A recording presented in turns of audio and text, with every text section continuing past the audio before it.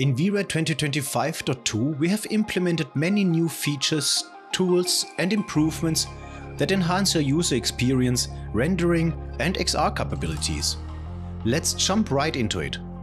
For our ongoing user experience development, we improved, for example, the annotation module.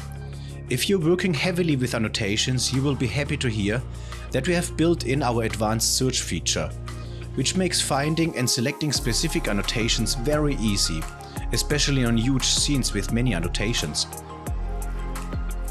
And additionally, for a better overview, you can put annotations into groups. We also implemented the slider for an easy expansion of the tree, similar to other modules in VRED.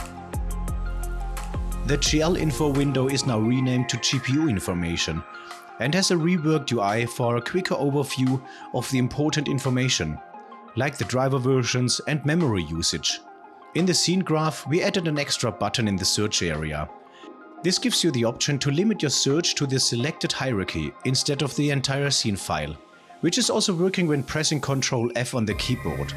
This speeds up your workflow when searching for specific nodes. We also improved the camera.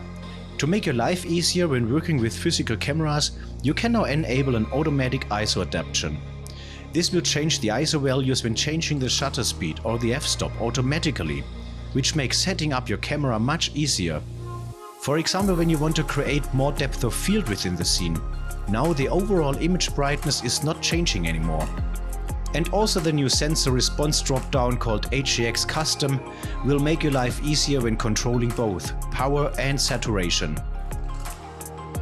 If you're dealing with colors that are outside the normal sRGB color space using a wider gamut, then you can switch now to different rendering color spaces within the render settings.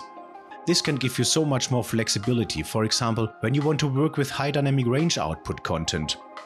And for those who are working with substance materials, I'm happy to show you that you can now work with the metallic roughness and coated workflows.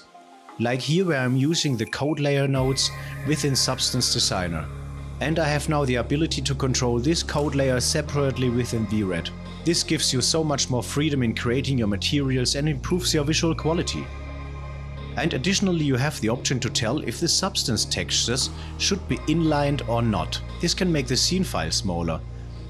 And if you're working with huge scenes and you're running into a memory issue, you can optimize the memory consumption in the preferences. This will upload only geometry which are actually visible in the scene.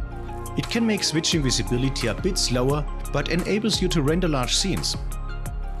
For a better interoperability between different teams and workflows, we added the support of textures within 3MF files, which are the industry standard for 3D printing.